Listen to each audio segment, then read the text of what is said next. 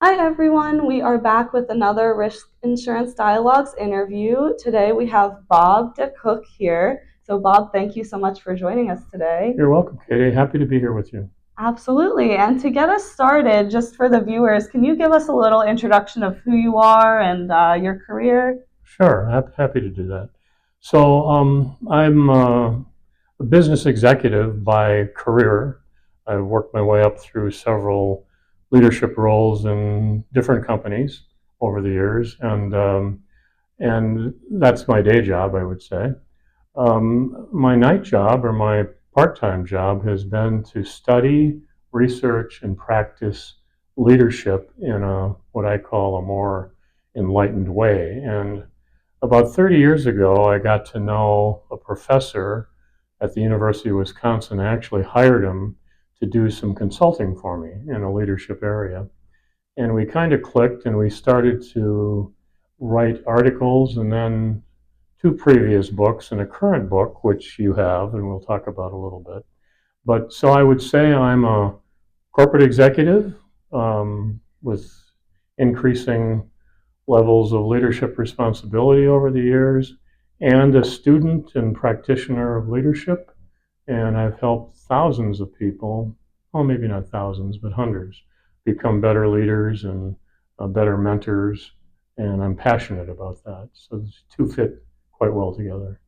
Yes, absolutely. And I'm sure, along the course of now your career, has there kind of been any, since you've been kind of helping people and guiding people through their careers, when you were going through your career, was there any kind of turning point or any lessons that really stick out to you throughout your career? Yeah, a few, and that continues to happen because one of the principles I think of good leaders is that they're continuing to learn. And it's probably one of the things that I find the biggest barrier to improving our overall leadership environment. And that is people get to where they are and think they know everything about leadership, and they're not willing to consider or open themselves up to other leadership ideas. And I think that's a difficult situation. However, for me, I think realizing that you're learning all the time and you learn through the people you work with, because the people, one of the realities is the people doing the work know best about what the work is all about. So if you don't listen to them, and if you don't, as a leader, consider their suggestions, ideas in a very genuine way, you lose their interest quickly. So that's one thing that's important. Um, I think another thing that is important is that you're there to help them be successful. A leader doesn't do anything, accomplish anything, or very little by themselves. They accomplish things through others, and that's an easy thing to say, but it's so hard sometimes to do because if you have a situation where your team is facing a problem and an individual might be facing a problem, one of the big tendencies is for the leader to jump in and solve the problem and take on too much themselves, as opposed to helping remove barriers, teach, coach, to help the person learn more about what it takes to get through the issue they're dealing with. Because, no question, you can probably do it. But that's not the point. You want them to do it. And that's another reality. And that takes maturity in a leader to take that step back and make that happen every day so that the people feel like they're engaged in a way that they have an influence on the outcome. Yeah, absolutely. Because I think, to your point, a lot of leaders just want to dive in and fix everything to get that quick result. But Right. then when, something inevitably happens again, then you're constantly having to be the one to fix things rather than nurturing the talent so that they can eventually, Right. fix the things as well. We do a lot of speaking these days since this third book came out, and we almost always do um, interactions with the audience, especially to get things started. And I remember an event here in South Florida where we were talking, or I was talking to a group of young professionals. They happened to be clinical psychologists. So they were in a PhD program uh, learning how to be clinicians in psychology. And because they were in the PhD program, they were out in the workforce working. And so they were experiencing taking their own skills into companies, into practices, and have a leader guiding them along. And I always ask the question to the audience, how many of you have had good leaders? How many of you have had bad leaders? Of course, everybody's had a bad leader, a bad boss. Many people have good ones, but much more bad ones than good ones, at least what they would describe Yeah. as a bad leader. And you start to explore what that's all about. And this group was a group of about 50 people, and they were talking to the whole audience about, well, this is what makes a good leader. This is what I've experienced. This is what I wish would be different. And there was a young woman in the front row who was very quiet. She was sitting right in front of me, and I was noticing she wasn't saying anything. But you know, when you get body language that says, I want to say something? Yeah. So I called on her and I said, well, what's on your mind? And she said, well, all these people are complaining about their boss. I've had quite the opposite experience. My boss does three things that are really important, and I really appreciate it. She said that her boss, her leader, sits down with me once a week or once every other week, and we have a conversation, not a report out on what I did, but a conversation about what's going well, what's not going well, where can I do things better, or what problems am I running into? And she doesn't solve my problems for me. She gives suggestions about how to solve them. The second thing she does is that she listens to the ideas I have. Even though I'm only a junior person around here, I have some ideas that I want to share, and I feel like I have an open environment to share them with my boss. Yeah. And she said the third thing, and the most important thing, is she has an interest in my career. She talks to me about what it is I'd like to do when I gain some more experience. What kind of experience do I want to get? What are the opportunities in this company to get that experience? And she helps me over a period of time chart a path to a future. She said, why would I ever leave this company? It's perfect. And that's the model that great leaders are all about. So absolutely, that's the goal for any leader, to that's have the that goal for response. any leader. That's a responsibility of leaders. Absolutely. And now, looking back, having, at one point been that young professional or that newer professional who is seeking guidance from a leader, what advice would you, kind of looking back, would you have given your younger self when you were starting out in your career? I think all of us as younger selves think we have a lot of the answers. And we do. We have some answers.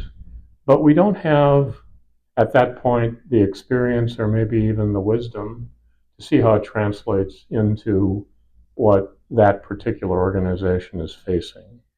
So I think as a young professional or a middle level professional, being proud of what I know and what I can contribute, but being respectful to what the experienced people know and can bring to the party, and be part of having a conversation about that as opposed to shutting that down is important, because both the employee can feel it when they get shut down, and the boss can feel it when they're not being listened to, and the two together are not a good match. No. And it happens a lot. It happens way too much, and that's what causes people to raise their hand in a room to say, have I had a bad boss or a good boss? Yeah, that's so true, that, that just not, I think a lot of it is almost kind of an overbearing thing on either side, right? Right. Because the young professional can be overbearing in their own way, the same way a leader can. So, Yeah. No, that's right. And, if you as we experience this third book, um, the hardest market, the hardest sector to get to listen to the ideas in this new book are the people who have been leaders for a long time, because they've gotten there by a set of practices that have made them successful. And there's no doubt they've been successful.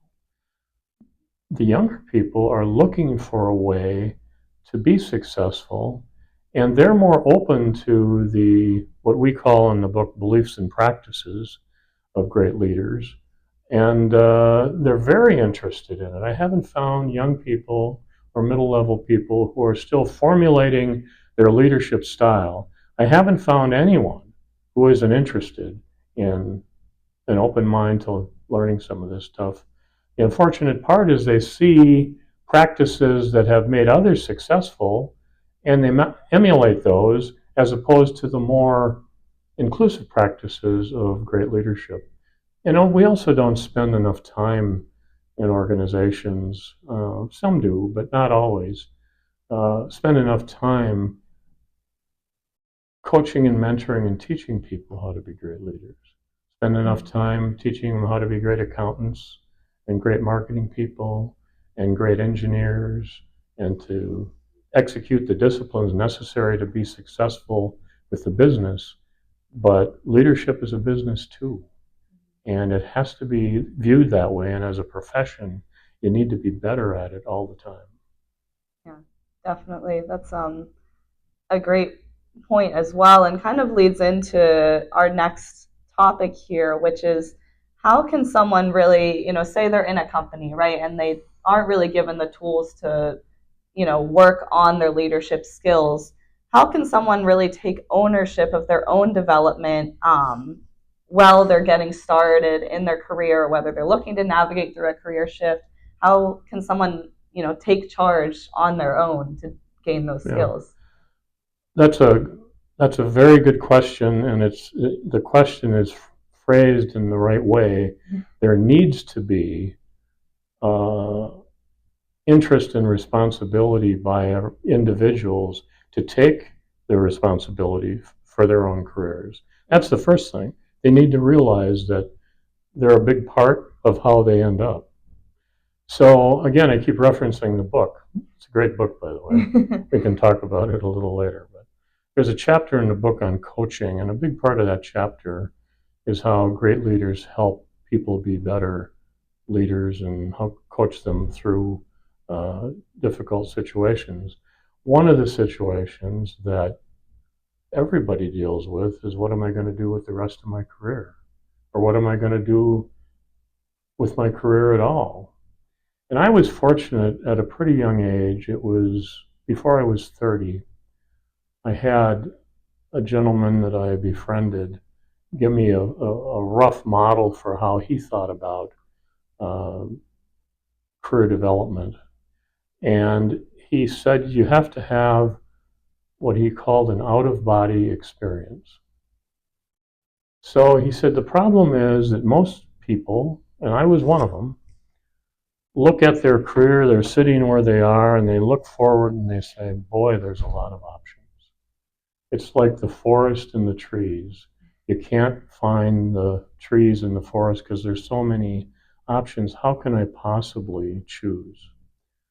He said the first thing you need to do is sit down with a blank sheet of paper and write down what you really love to do, what you're passionate about. And he said you won't get that done in one sitting. As a matter of fact, the first sitting, you probably won't get anything done because it'll be so hard to think about that question in a way that you can actually write it down. But eventually, you'll write down some words and phrases that describe the things you really love to do. And you need to craft your career plan around the things you love to do. How many times have you heard that talked about? you gotta love what you do if you're really passionate about it.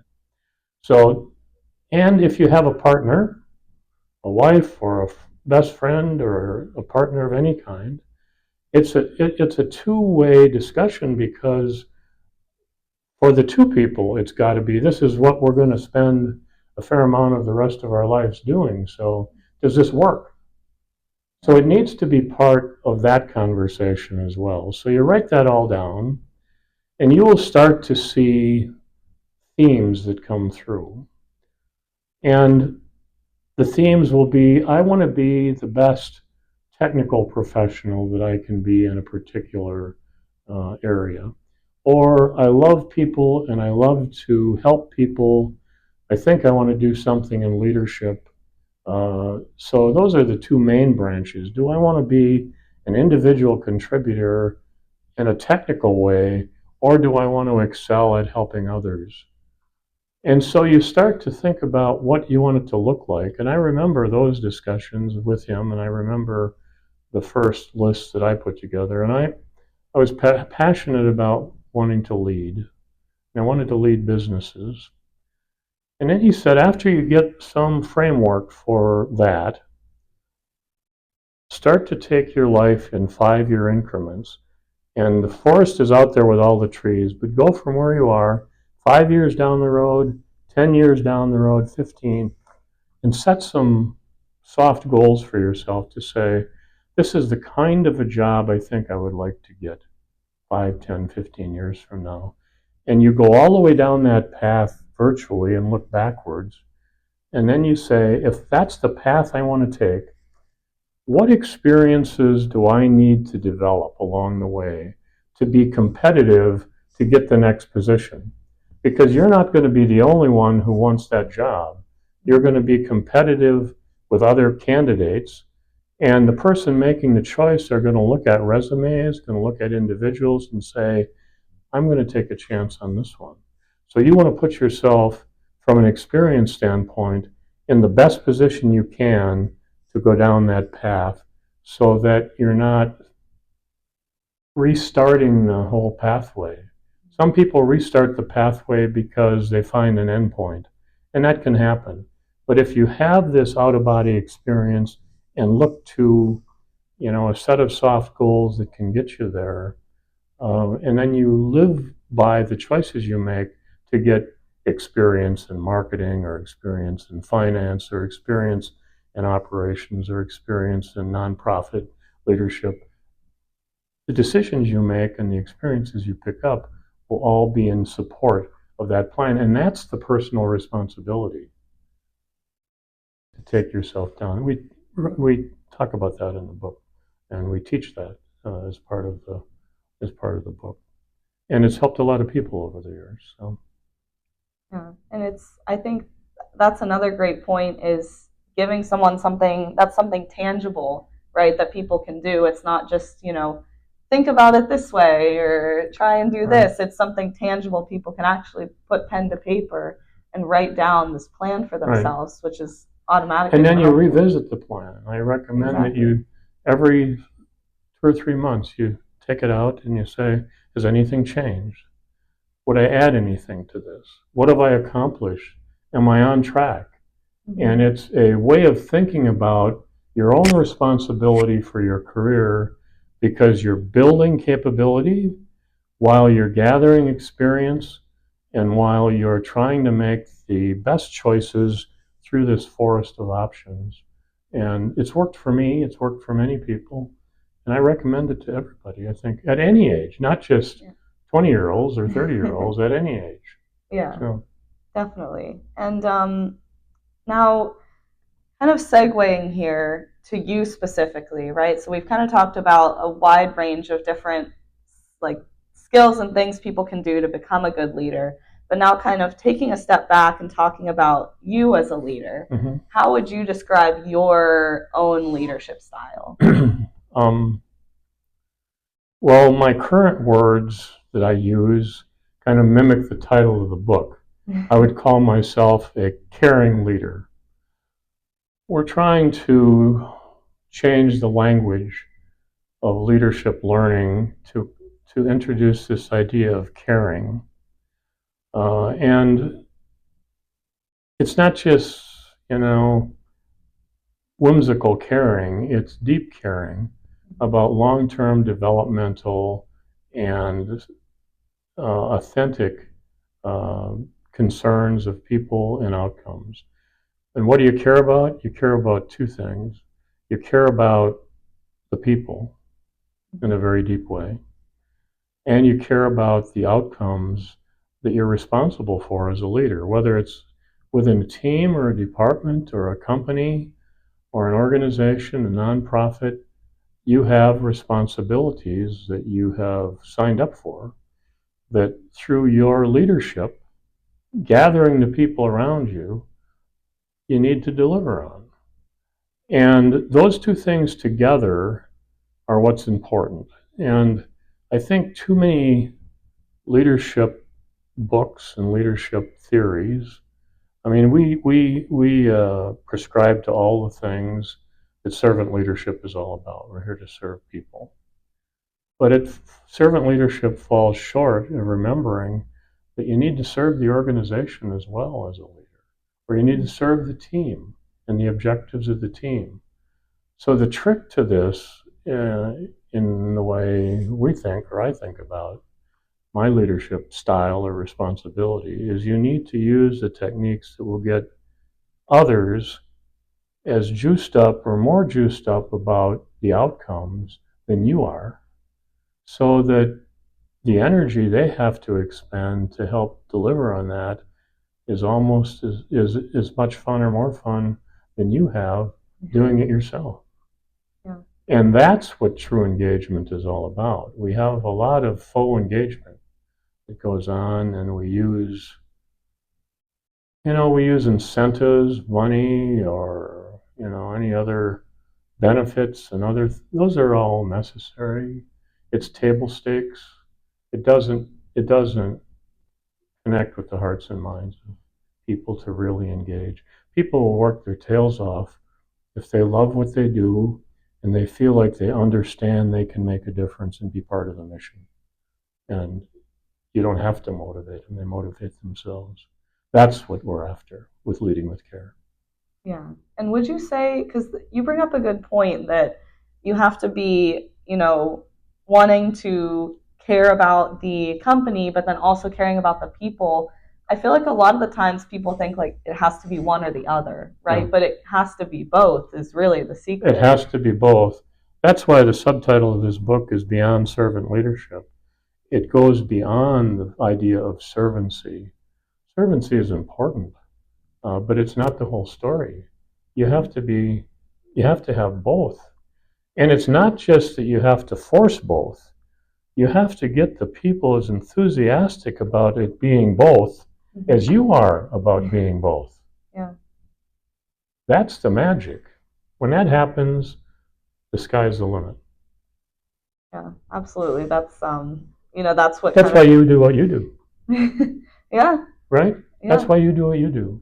Absolutely. I mean, I think you want to be the leader that you would want to be under. You know what I mean? And I think a lot of that comes from, caring about just, all of these different things, but not just, like you said, superficial caring. Right. You have to actually care about the outcomes Right. and the things that are taking place. And the outcomes are not always, they're never only financial. Absolutely. There are many other things. Mm-hmm. But team members will see through explanations that I care about a lot of things, but what you really care about is the money. Yeah. They'll see through that instantly. Mm-hmm. It's not authentic. It will leave you short of what you're trying to achieve because the people will not be engaged to the extent they will if they know you're in it with them and will help them, and we're all in this to get the outcomes of the organization. Definitely. And now you segued a little bit and then we talked a bit more, but what would you say, aside from what we just talked about, really distinguishes someone from a good leader to being that great leader, taking that next step? Yeah. Just what I said. They need to have a deep care for people, and that has to be genuine and authentic and obviously believable by the people. Yeah. And they have to be deeply caring about the organizational objectives And that people need to know that they're passionate about those, and those can't only be financial, Yeah. right? Yeah. There's more than that. You see it every day. I mean, different generations are interested in different things. And when those kinds of things are not listened to, then you get at least advocacy, then you get resistance, then you get damaging stuff that happens because people aren't listened to, don't feel they're listened to. And we suffer from a lot of that these days. Yeah, I think a lack of listening just as time goes on. I think people, I don't know if it's a matter of attention span or what, but listening becomes harder and harder Well, for people. listening means that you're not talking. Yeah, I mean, that's that's fair. the first thing. Yeah. If you're listening, stop talking. In the book, we talk about how to manage the dynamics of a meeting. And the first thing I say for great leaders is don't come to the meeting with a PowerPoint presentation for your ideas for the solution. Make the presentation and ask everybody to nod their heads. That's not a Yeah. collaboration. That's an edict. Come to the meeting, have your idea. You're as a leader, you have the right to talk about your own ideas. But the people want the right to talk about theirs. And you might just find that somebody around the table has a better idea than yours. So start with that and then add your ideas at the end and see if you can blend them together in some way. Yeah, I like that a lot. That's a really great. Just stop Yeah. talking. That would go a long way, right? Yeah, absolutely. And kind of a question now that I have been really excited to ask you is, so for people that are emerging leaders, right? So Sure. they're coming in, they're trying to learn all these skills and do these things. Where would you say that kind of they fall short, right? So there's all these young people coming in trying to build all these skills and lead. What do you think is missing from that new group of leaders? Yeah, that's a great question. I think that everybody wants to work for a good boss. I've got the qualitative data. Every audience we speak to, I ask people to raise their hands. How many of you want to work for a good boss? Yeah. Everybody. How many of you want to work for a bad boss? Nobody raises their hands. Then you ask, what are the characteristics of a good boss? And they come up with all the same words. I want to be heard. I want to think like I have a ability to have an influence around here. I want to be part of the equation. Um, and then I ask, what kind of a boss are you? What kind of a boss do you want to be? Have you thought about what kind of a boss you want to be? If this is the kind of a boss you want to work for, and these are the skills you think that boss should have you thought about what skills you're developing for yourself to be the kind of boss you think you'd like to have? Because you're part of the sample, you're part of the data, Yeah. you know? And I don't think people think about that question deeply enough. Yeah. When they do, they would then come to, okay, so what are those skills? And frankly, that's the whole reason we wrote this book, because it's a practical look at what beliefs and practices we think it takes. And it's not just the two of us, it's through a lot of research and a lot of practice on our own and from others that these are the kind of things that go into what we define as caring leadership. Yeah. And And work on those, practice them. Because it doesn't just, you don't get there just by saying, well, I want to do that. Well, what are you doing to actually do that? yeah. At the end of the chapters in the second part of the book, we have a series of 10 or 12 questions that asks you to rate yourself. How good are you at this? How good are you at this? And on a scale of 1 to 5, and you go through that honestly and rate and say, well, I'm not so good at this, I'm good at this. Maybe I should work on these that aren't so good. That's the whole idea. You got to learn all the time. Yeah. And I think it's spelling it out like that, it is really simple. It's just a matter of doing it, right? Yeah. And I think that's where people get lost. They try to make it more complicated than it Yeah. is. The other thing that drives me nuts is when I get the question, well, just tell me the one thing I can do to be a better leader. Well, there isn't just one thing, there's a few things. It depends on where you are right now, and it depends on not, and actually, it depends on where others think you are right now. You're the easiest one to deceive. I'm great at this. And the next five people in line say, not so much. So that's that's the gold in this. You need to get to the, what do other people think about your leadership? Would they be the ones who would they be thinking of you when they raise their hand in an audience that says, I've worked for a great leader? Would you be one of the people they're thinking about? That's what you got to work toward. Because it doesn't matter what you think. It's a matter of what the team members think.